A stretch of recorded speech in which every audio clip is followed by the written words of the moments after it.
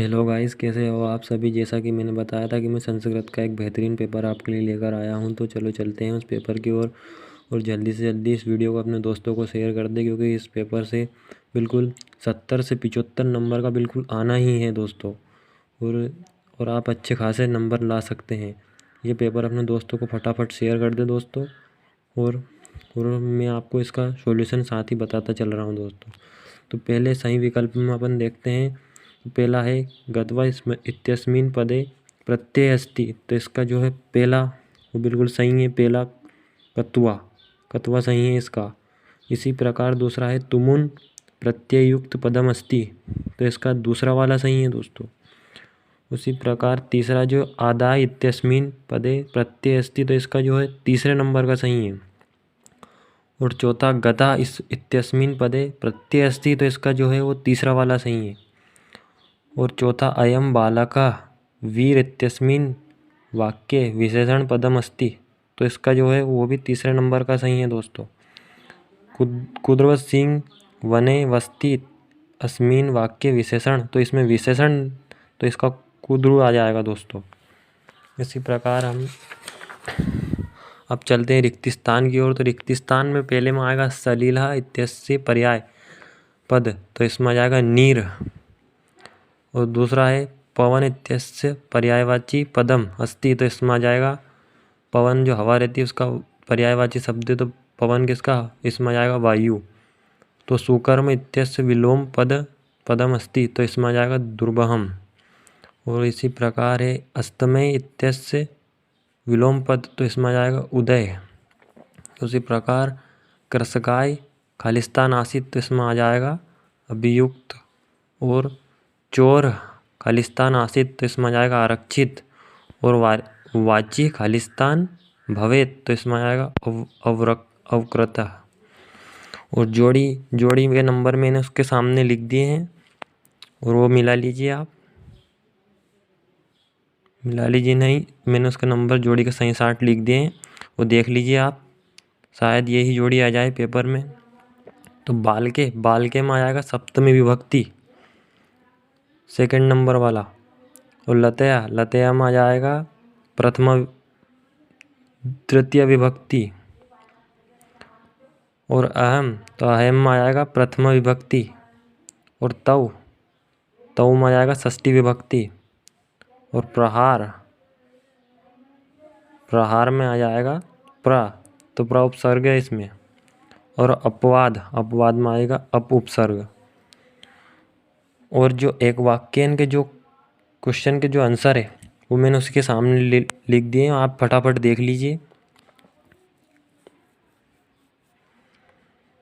उसी प्रकार जो अपना 5वां क्वेश्चन है आम ना वाला, तो ये भी देख लीजिए आप। विद्यालय इत्यस्मिन् पदे दीर्घ स्वर संधि, तो ये बिल्कुल सही है, इसका आ जाएगा आम।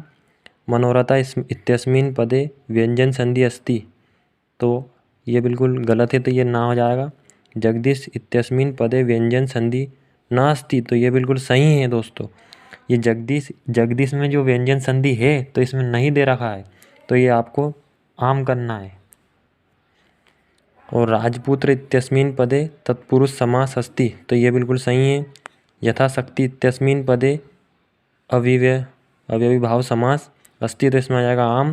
पंचवटी इत्यस्मिन् पदे द्वंद्व समास अस्ति, तो इसमें आएगा ना। उसी प्रकार और ये क्वेश्चन देख लीजिए आप, 6वां 7वां 8वां 9वां 10वां और 11वां ये देख लीजिए आप, और इनको अच्छे से कंप्लीट कर लीजिए। ये आने के इनके बिल्कुल 70% से 80% चांस है। उसी प्रकार जो 12वां क्वेश्चन है वाच्य परिवर्तन कुरुत, तो इसमें इसके आंसर मैंने लिख दिए हैं, ये आप देख लीजिए अच्छे से।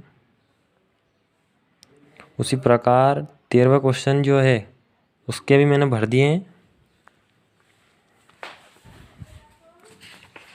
अब अपन चलते हैं 14वें क्वेश्चन की ओर। तो 14वें क्वेश्चन के भी मैंने भर दिए, बिल्कुल हर साल पूछे ही जाते हैं दोस्तों, तो ये आप अच्छे से देख लीजिए, और मैंने भर लिए।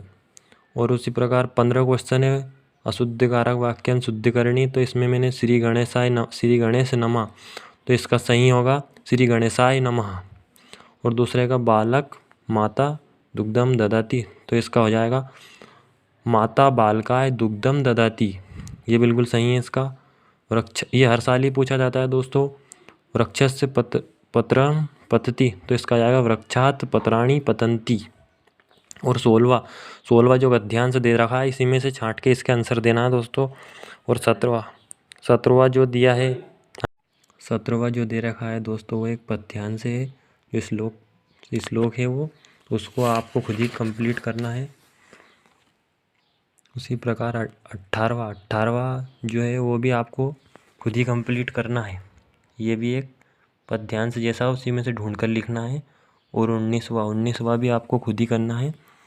और जो 20वां है वो आपके सुभाषितानी में से आपको श्लोक लिखने हैं। तो कम से कम 4 श्लोक आप कंप्लीट करें। जो पीछे 2 श्लोक दे रखे हैं वो आपको नहीं लिखने हैं, आपको नए श्लोक लिखने हैं। और जो प्रार्थना पत्र 21वां प्रश्न, ये आपको हर साल पूछा ही जाता है। और एक ही तो अपने पुस्तक के पीछे एक ही जो प्रार्थना पत्र है वो ही हर साल पूछा जाता है। तो उसको आप अच्छे से कंप्लीट कर ले, याद ही कर ले उसको, तो आप अच्छे से, वो तो हर साल पूछा ही जाता है। और 22वां को भी इसी में से ढूंढ कर लिखना है आपको। और 23वां जो है उसमें कम से कम 2 निबंध आप कंप्लीट कर ले, संस्कृत भाषा निबंध और एक ये महाकवि कालिदास का निबंध। ये दोनों आप अच्छे से कंप्लीट कर ले।